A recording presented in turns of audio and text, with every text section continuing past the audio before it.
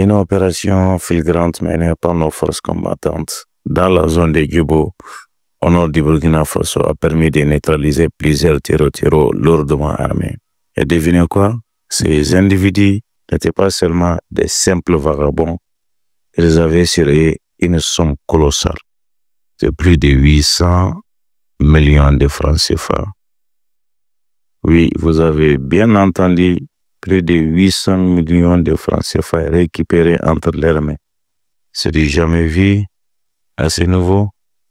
Ça nous montre à quel point ces groupes armés sont financés, organisés et surtout que nos FDS montent en puissance. Et non plus pour aller chercher ses ennemis là où ils se cachent. C'est un coup dur pour ces réseaux criminels et une belle preuve que les vents a tourné. Ce n'est pas juste une victoire militaire, c'est une victoire psychologique, stratégique et même géopolitique. Car à travers cette opération, c'est tout simplement un message qui est envoyé au monde entier.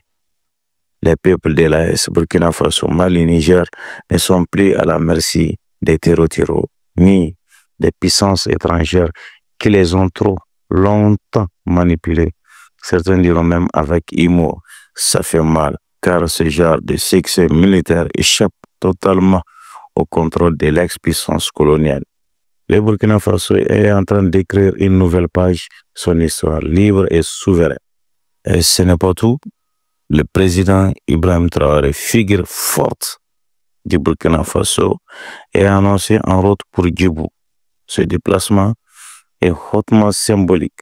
Il montre que le chef d'État est aux côtés des troupes sur le terrain, dans les zones les plus sensibles. Le message est clair.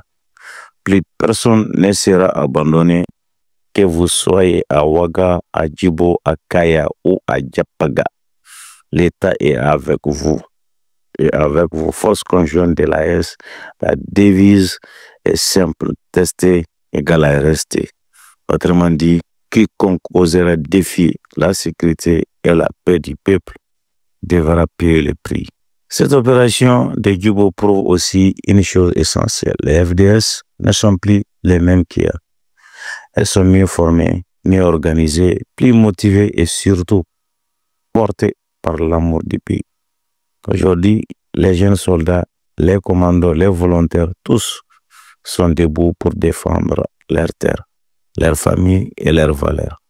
Les 800 millions retrouvés sur les groupes terreaux vont aussi permettre d'enquêter davantage, de remonter les filières et de comprendre qui finance dans notre région. On avance et on avance fort. À vous, chers frères et sœurs du Burkina Faso, et plus largement de toute l'AES, gardons espoir, gardons foi en nos forces. Restons unis.